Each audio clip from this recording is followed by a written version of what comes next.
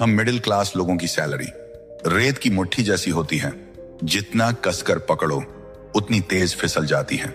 Salary account में आते ही EMI याद आती है, किराया याद आता है, mobile bill, ration, petrol, Netflix, और फिर अचानक कोई शादी, कोई मेडिकल खर्च, कोई इमरजेंसी, और महीने के बीच में सिर्फ एक सवाल घूमता है, अगली सैलरी कब आएगी। हम मेहनत पूरी करते हैं, टाइम पूरा देते हैं, लेकिन पैसा कभी हमारे लिए काम नहीं करता। हम पैसा कमाते हैं और पैसा चुपचाप हमें छोड़कर चला जाता है। लेकिन क्या यही जिंदगी है, या इससे बाहर निकलने का कोई रास्ता भी है? आज हम समझेंगे पैसे से पैसा कैसे बनता है, 7-3-2 रूल क्या है और क्यों। वॉरेन बफेट अपनी दौलत का राज सिर्फ एक चीज को मानते हैं, कंपाउंडिंग। वीडियो अंत तक देखना, क्योंकि हो सकता है आज तुम्हारी सोच बदल जाए। पार्ट 1, 3 दोस्त 3 सोच। 3 दोस्त थे, विजय, शुभम और आकाश। तीनों एक छोटे से शहर में पले बढ़े थे, जहां शाम जल्दी हो जाती थी, दुकानें जल्दी बंद हो जाती थी और सपने अक्सर घर की चारदीवारी में ही सीमित रह जाते थे। वहां लोग नौकरी को ही सबसे बड़ी उपलब्धि मानते थे। सरकारी हो जाए तो जिंदगी बन गई, यही सोच थी। लेकिन इन तीनों के दिमाग में कुछ और चल रहा था। कॉलेज के आखिरी साल में जब सब अपने भविष्य को लेकर कंफ्यूज थे, ये तीनों देर रात तक छत पर बैठकर बातें करते थे। बातों का विषय हमेशा एक ही होता था, अमीर बनना है। सिर्फ नौकरी नहीं करनी, सिर्फ महीने भर का खर्च निकालना नहीं, बल्कि कुछ बड़ा करना है। तीनों के पास इंजीनियरिंग की डिग्री थी।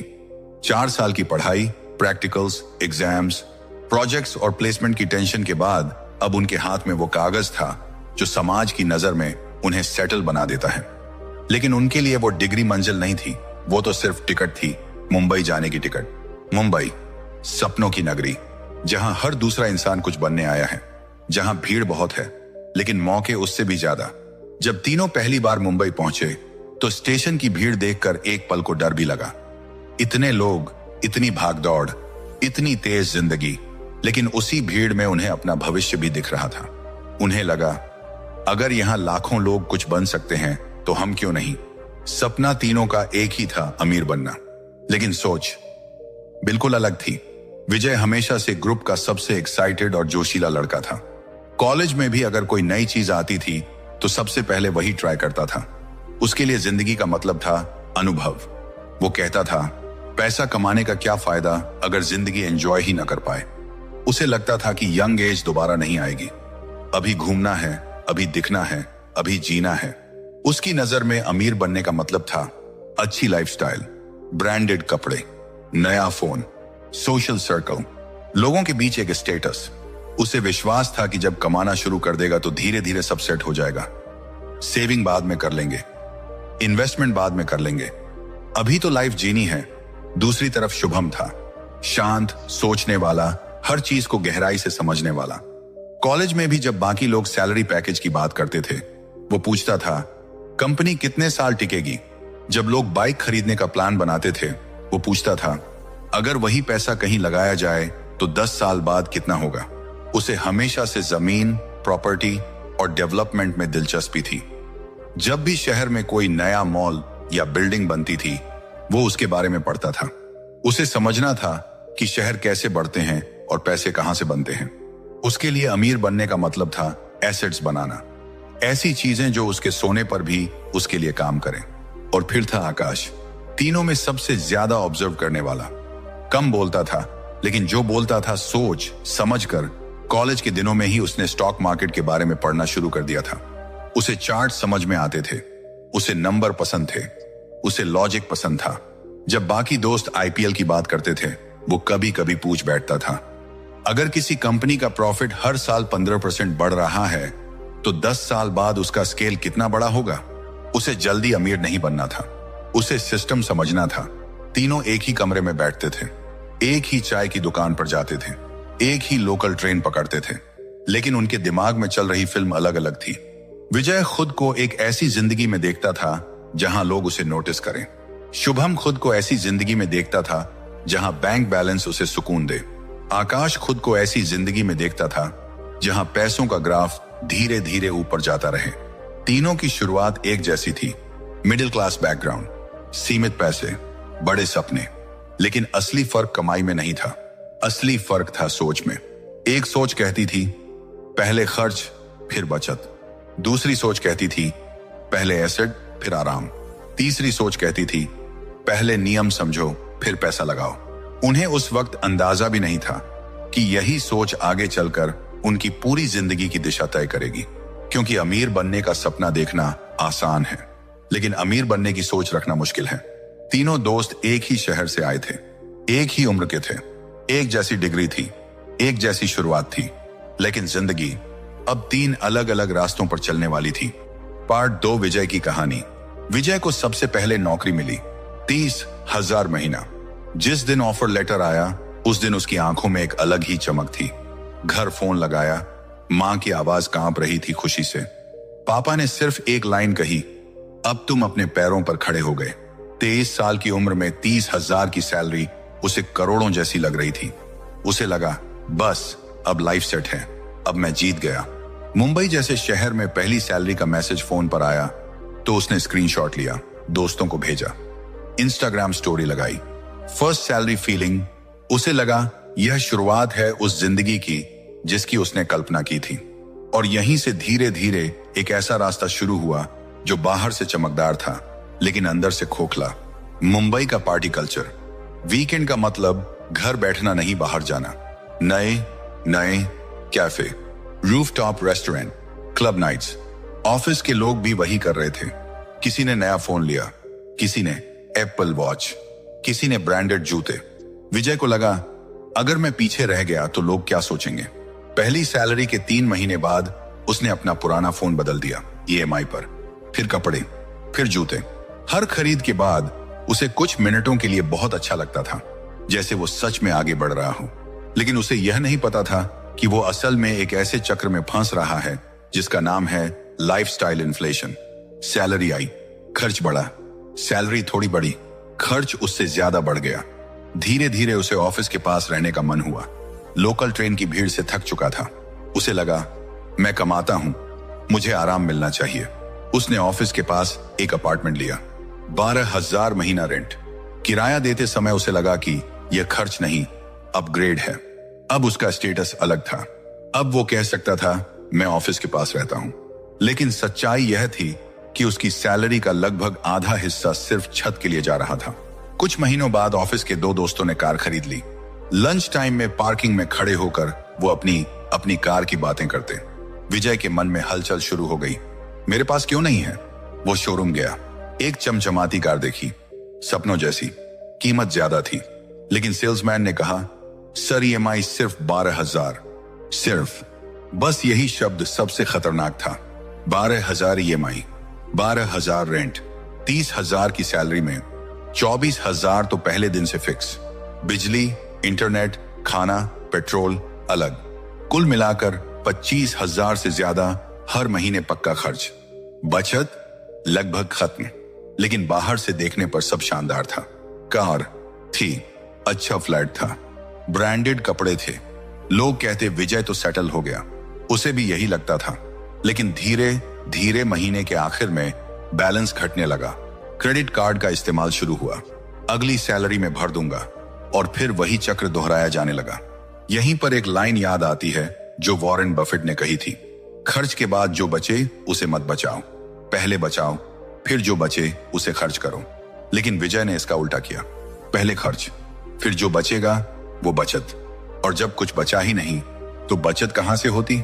उसे लगता था कि वो आगे बढ़ रहा है क्योंकि उसकी लाइफस्टाइल बेहतर हो रही थी, लेकिन असल में वो फंस रहा था। फंस रहा था EMI में, फंस रहा था स्टेटस की दौड़ में, फंस रहा था तुलना में। वो हर महीने काम करता था सैलरी के लिए, सैलरी जाती थी खर्चों के लिए। पैसा उसके पास रुकता नहीं था, बढ़ना तो दूर की बात थी। वॉरेन बफेट की एक और लाइन है, अगर आप वो चीजें खरीदते हैं जिनकी जरूरत नहीं है तो जल्द ही आपको वो चीजें बेचनी पड़ेंगी जिनकी जरूरत है।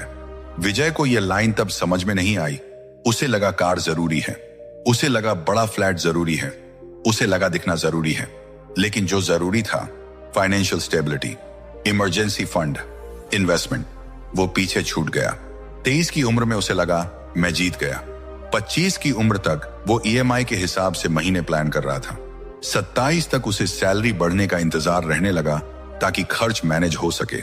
उसने कभी यह नहीं सोचा कि पैसा उसके लिए कैसे काम करेगा। वो बस यही सोचता रहा कि वो पैसे के लिए कितना काम कर सकता है। और यही लाइफस्टाइल ट्रैप है, जहां हर अपग्रेड तुम्हें ऊपर उठता हुआ दिखता है, लेकिन धीरे धीरे तुम्हें नीचे बांधता जाता है। विजय को सच में लगता था कि वो आगे बढ़ रहा है, लेकिन असल में वो एक सुनहरी जंजीर पहन चुका था, जिसका नाम था EMI। पार्ट 3, शुभम की कहानी। जब विजय मुंबई की चमक में खो रहा था, उसी समय शुभम ने एक बिल्कुल अलग फैसला लिया। उसने एक्सपेंसिव मुंबई छोड़कर पनवेल में रहना शुरू किया। उस समय 2009 था। आज का डेवलप्ड नवी मुंबई नहीं, तब का पनवेल। चारों तरफ धूल, अधूरे रोड, खाली प्लॉट, कुछ आधी बनी बिल्डिंग्स। लोग मजाक उड़ाते थे, कहते थे यहां कौन रहेगा, मुंबई छोड़कर यहां आ गया। नूम, कैरियर बनाना है या गांव बसाना है। लेकिन शुभम भीड़ को नहीं देख रहा था, वो भविष्य देख रहा था। उसके पास ज्यादा पैसे नहीं थे। पहले कुछ महीनों तक तो नौकरी भी नहीं थी। खर्च चलाने के लिए पिताजी से पैसे मंगवाने पड़े। लेकिन एक चीज थी जो उसके पास थी, जानकारी। वो रोज निकलता था, साइट्स देखता था, डेवलपर्स से बात करता था, लोकल लोगों से पूछता था, मैप्स देखता था, सरकारी नोटिस पढ़ता था। उसे समझ आ रहा था कि पनवेल सिर्फ आज नहीं है। पनवेल 10-15 साल बाद क्या बनेगा, असली कहानी वहां है। मेट्रो की घोषणा हो चुकी थी, नए रोड प्रोजेक्ट्स की प्लानिंग थी, इंफ्रास्ट्रक्चर धीरे धीरे तैयार हो रहा था, कॉमर्शियल डेवलपमेंट आने वाला था। लोग वर्तमान देख रहे थे, शुभम भविष्य पढ़ रहा था। उसे पता था कि रियल एस्टेट में पैसा एक दिन में नहीं बनता, लेकिन अगर सही जगह और सही समय पर एंट्री हो जाए तो समय ही सबसे बड़ा पार्टनर बन जाता है। उसने एक छोटा सा निवेश किया, 10 लाख के आसपास। उसके लिए यह छोटा नहीं था, यह उसकी और उसके परिवार की सालों की बचत थी। रिस्क था, डर भी था, लेकिन उसने जुआ नहीं खेला। उसने रिसर्च के बाद फैसला लिया। पहले कुछ साल कुछ खास नहीं हुआ, न कीमत में बड़ा उछाल, न कोई चमत्कार। लोग फिर बोले देखा, कुछ नहीं हुआ। लेकिन रियल एस्टेट शोर नहीं करता, वो चुपचाप बढ़ता है। धीरे धीरे रोड बेहतर हुए, फिर एक स्कूल खुला, फिर एक छोटा मॉल, फिर आसपास और बिल्डिंग्स बननी शुरू हुई। जो इलाका कभी सुनसान था वो धीरे धीरे रहने लायक बन गया। और फिर वही हुआ जिसका शुभम इंतजार कर रहा था। 11 साल बाद वही प्रॉपर्टी जो 10 लाख में ली थी 90 लाख की हो चुकी थी। किसी एक दिन में नहीं, किसी एक साल में नहीं, बल्कि समय, डेवलपमेंट और धैर्य के साथ। यही है पावर ऑफ कंपाउंडिंग का रियल एस्टेट वर्जन। सिर्फ प्रॉपर्टी की वैल्यू नहीं बढ़ी, रेंट भी बढ़ा। पहले छोटा रेंट मिला, फिर एरिया डेवलप हुआ तो रेंट बढ़ा, फिर डिमांड बढ़ी तो और बढ़ा। एक समय ऐसा आया जब उस एक प्रॉपर्टी का रेंट उसकी सैलरी के बराबर पहुंच गया। यहीं से उसने दूसरा कदम उठाया। पहली प्रॉपर्टी से आने वाला रेंट दूसरी प्रॉपर्टी की EMI में लगाया, दूसरी से तीसरी, तीसरी से चौथी, धीरे धीरे 4 प्रॉपर्टीज। उसने कभी अचानक अमीर बनने की कोशिश नहीं की, उसने बस समय को अपने साथ जोड़ लिया। लोग पूछते थे कब तक इंतजार करेगा, वो मुस्कुराकर कहता जब तक समय मेरे लिए काम करना शुरू ना कर दे। और एक दिन वही हुआ। उसकी सैलरी अब उसकी सबसे बड़ी इनकम नहीं थी, रेंट था। अब वो काम कर रहा था क्योंकि वो करना चाहता था, जरूरत से नहीं। वो सुबह उठकर ऑफिस जाता था, लेकिन अगर कल छोड़ना पड़े तो जिंदगी नहीं रुकेगी, क्योंकि उसके पास एसेट्स थे। एसेट्स जो हर महीने पैसे ला रहे थे, एसेट्स जो हर साल कीमत में बढ़ रहे थे। उसने कोई लॉटरी नहीं जीती, उसने कोई शॉर्टकट नहीं लिया। उसने सिर्फ एक काम किया, जल्दी शुरुआत की, सही जगह चुनी और धैर्य रखा। जहां बाकी लोग 5 साल में रिजल्ट चाहते थे, वो 10-15 साल की सोच रहा था। और यही फर्क था, वो काम नहीं कर रहा था, उसके एसेट्स काम कर रहे थे। जब लोग सैलरी का इंतजार करते थे, वो रेंट की नोटिफिकेशन देखता था। जब लोग EMI से बंधे थे, वो एसेट्स से आजाद हो चुका था। रियल एस्टेट ने उसे सिर्फ पैसा नहीं दिया, उसे समय दिया, सुकून दिया, चॉइस दी। और यही असली अमीरी है। पार्ट 4, आकाश की कहानी। जहां विजय लाइफस्टाइल में उलझ गया था और शुभम जमीन में भविष्य ढूंढ रहा था, वहीं आकाश ने एक तीसरा रास्ता चुना। न ज्यादा शोर, न ज्यादा दिखावा। उसे पता था कि स्टॉक मार्केट जल्दी अमीर बनने की जगह नहीं है, लेकिन सही तरीके से खेलो तो यह धीरे धीरे जिंदगी बदल सकता है। आकाश ने सबसे पहले अपने पैसों को सिस्टम दिया। उसने 50, 30, 20 रूल अपनाया। 50% जरूरतों के लिए, 30% लाइफस्टाइल के लिए, 20% सीधा निवेश। उसने फैसला किया कि जो भी हो जाए यह 20% कभी मिस नहीं होगा। सैलरी कम हो या ज्यादा, महीने में कितना भी खर्च हो, निवेश पहले कटेगा। वह कहता था, अगर खुद को पहले पे नहीं करोगे तो जिंदगी भर दूसरों के लिए काम करते रहोगे। उसे याद थी वॉरेन बफेट की एक लाइन, खर्च के बाद जो बचे उसे मत बचाओ, पहले बचाओ फिर जो बचे उसे खर्च करो। आकाश ने इसे नियम बना लिया। उसने शुरुआत की इंडेक्स फंड SIP से। कोई हाई रिस्क स्टॉक नहीं, कोई टिप्स नहीं, कोई शॉर्टकट नहीं। हर महीने ऑटो डेबिट, चाहे मार्केट ऊपर हो या नीचे। शुरुआत में उसे बहुत एक्साइटमेंट नहीं मिला। ग्राफ धीरे धीरे बढ़ रहा था, कोई बड़ा जंप नहीं। कई बार मार्केट गिरता था और उसका पोर्टफोलियो लाल हो जाता था। दोस्त कहते थे, देखा मार्केट जुआ है, लेकिन आकाश जुआ नहीं खेल रहा था, वह समय खरीद रहा था। उसने एक और नियम जोड़ा, हर साल अपनी इन्वेस्टमेंट 10% बढ़ानी है। सैलरी बढ़े या ना बढ़े, SIP जरूर बढ़ेगी। पहले साल 5,000, अगले साल 5,500, फिर 6,000 से ज्यादा। धीरे धीरे उसका निवेश बढ़ता गया। उसे वॉरेन बफेट की एक और बात याद रहती थी, स्टॉक मार्केट अधीर लोगों से पैसा लेकर धैर्यवान लोगों को देता है। आकाश अधीर नहीं था। उसने समझ लिया था कि मार्केट में अमीर वही बनता है जो टिकता है। लेकिन वह यही नहीं रुका। उसे समझ आ गया कि सिर्फ सैलरी से बड़ा कॉर्पस बनाना मुश्किल है। इसलिए उसने साइड इनकम बनानी शुरू की। शाम को फ्रीलांसिंग, वीकेंड पर छोटे IT प्रोजेक्ट्स, ऑनलाइन स्किल्स सीखना। उसने कोडिंग सुधारी, डेटा टूल्स सीखे, छोटे छोटे क्लाइंट्स लिए। शुरुआत में एक्स्ट्रा 5,000 मिलते थे, फिर 10,000, फिर कभी कभी 20,000 भी। उसने उस एक्स्ट्रा इनकम को खर्च नहीं किया, सीधा निवेश में डाल दिया। अब उसकी SIP सिर्फ सैलरी से नहीं चल रही थी, उसके स्किल्स भी उसके लिए पैसा बना रहे थे। धीरे धीरे उसके मल्टीपल इनकम सोर्स बन गए। Job income, freelancing income, bonus income. हर बार वही नियम, पहले निवेश। कई बार मार्केट क्रैश हुआ, उसका पोर्टफोलियो गिरा, लोग पैनिक में बेच रहे थे। लेकिन उसे बफेट की लाइन याद थी, जब लोग लालची हों तो डरिए, और जब लोग डर रहे हों तो लालची बनिए। जब सब डर रहे थे, आकाश ने SIP बढ़ा दी, क्योंकि उसे पता था कि डिस्काउंट पर खरीदना ही लॉन्ग टर्म वेल्थ का आधार है। साल दर साल उसका कॉर्पस बढ़ता गया। पहले 2-3 साल में ग्रोथ छोटी थी, फिर कंपाउंडिंग ने असर दिखाना शुरू किया। पहले जो इंटरेस्ट मिलता था वो छोटा था, फिर इंटरेस्ट पर इंटरेस्ट जुड़ने लगा, फिर वही इंटरेस्ट उसकी एनुअल कंट्रीब्यूशन से भी ज्यादा होने लगा। यहीं पर उसने असली मैजिक महसूस किया। उसे समझ आया कि पैसा कमाने से ज्यादा जरूरी है पैसा टिकाना और उसे समय देना। 10 साल के अंदर उसका पोर्टफोलियो इतना बड़ा हो चुका था कि अगर वह चाहे तो बेसिक खर्च इन्वेस्टमेंट रिटर्न से कवर हो सकते थे। वह अब काम इसलिए कर रहा था क्योंकि उसे करना अच्छा लगता था, न कि इसलिए क्योंकि EMI भरनी है। वह अक्सर कहता था, रिस्क वहां से आता है जहां समझ नहीं होती। उसने बिना समझे कभी निवेश नहीं किया। उसने धैर्य को स्किल बना लिया। धीरे धीरे उसकी इन्वेस्टमेंट इनकम उसकी लाइफस्टाइल कॉस्ट को पकड़ने लगी। और एक दिन उसने कैलकुलेट किया, अगर यही ग्रोथ रेट 5 साल और चला तो वह फाइनेंशियली इंडिपेंडेंट हो जाएगा। न कोई लॉटरी, न कोई क्रिप्टो गैम्बल, न कोई ओवरनाइट सक्सेस, सिर्फ डिसिप्लिन, कंसिस्टेंसी और कंपाउंडिंग। जब लोग सैलरी इंक्रीमेंट का इंतजार कर रहे थे, आकाश कंपाउंडिंग इंक्रीमेंट देख रहा था। वह समझ चुका था कि असली आजादी हाई इनकम से नहीं आती, फाइनेंशियल कंट्रोल से आती है। और इसीलिए वह मुस्कुराकर कह सकता था, मैं काम करना चाहता हूं, मजबूरी में नहीं। यही था उसका game, stock market plus sir discipline plus time. और यही वजह थी कि उसकी कहानी चुपचाप चल रही थी, लेकिन सबसे स्थिर थी। 7-3-2 रूल ऑफ कंपाउंडिंग।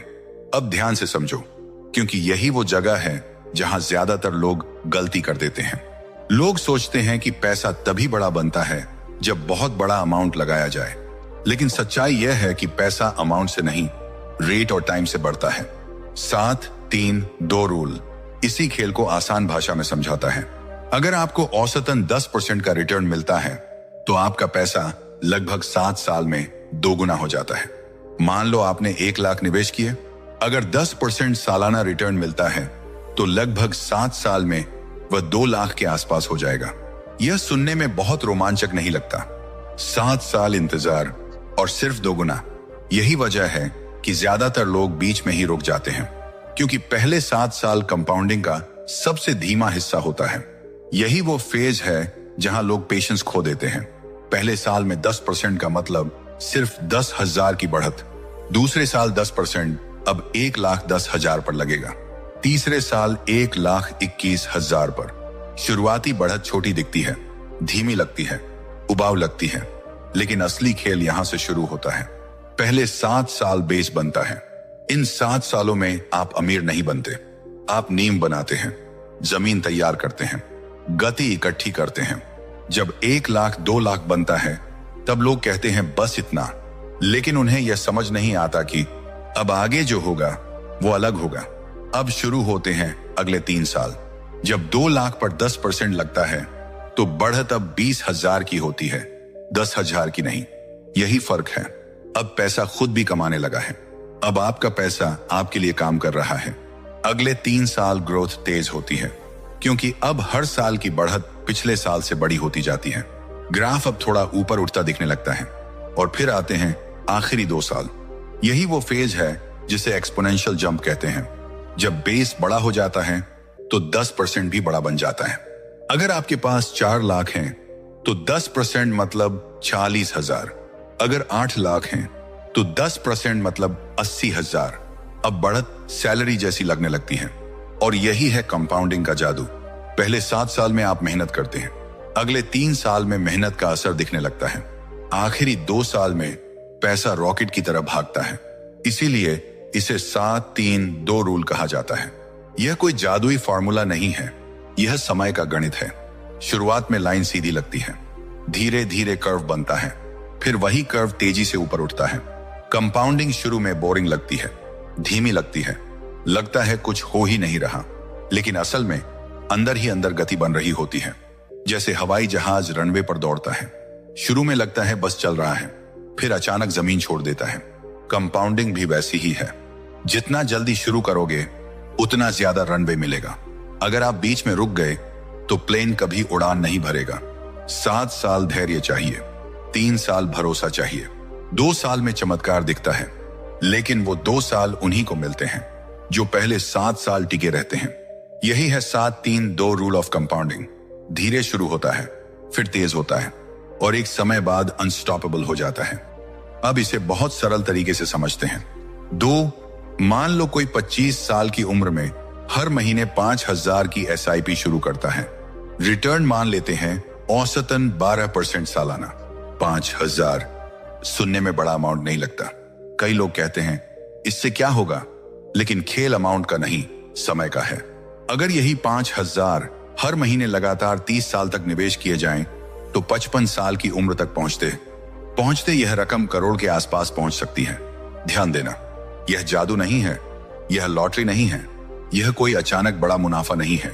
यह हर महीने की छोटी सी आदत है जो समय के साथ मिलकर विशाल बन जाती है। अब यही उदाहरण बदलते हैं।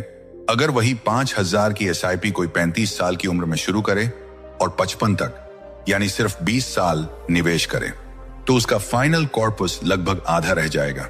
अमाउंट वही, रिटर्न वही, डिसिप्लिन वही, फिर भी परिणाम अलग। क्यों? क्योंकि कंपाउंडिंग को सिर्फ एक चीज चाहिए, टाइम। 25 साल की उम्र में शुरू करने वाले को 10 साल एक्स्ट्रा मिलते हैं, और वही 10 साल सबसे ज्यादा ताकतवर होते हैं। शुरुआती सालों में पैसा छोटा लगता है, लेकिन जैसे जैसे बेस बड़ा होता है, इंटरेस्ट पर इंटरेस्ट जुड़ता जाता है। पहले आपका निवेश बढ़ता है, फिर उस निवेश पर रिटर्न बढ़ता है, फिर उस रिटर्न पर भी रिटर्न बढ़ता है। यही कंपाउंडिंग का असली खेल है। वॉरेन बफेट का फॉर्मूला। वॉरेन बफेट कहते हैं, do not save what is left after spending, spend what is left after saving. यह लाइन सुनने में बहुत साधारण लगती है, लेकिन यही अमीरी का आधार है। ज्यादातर लोग क्या करते हैं, पहले खर्च, फिर बचत, और जब कुछ बचता ही नहीं तो निवेश कहां से होगा? बफेट की ताकत सिर्फ उनका दिमाग नहीं था, उनकी असली ताकत थी अर्ली स्टार्ट प्लस पेशेंस। उन्होंने बहुत जल्दी निवेश शुरू किया, और उससे भी बड़ी बात, उन्होंने बीच में रुकना नहीं सीखा।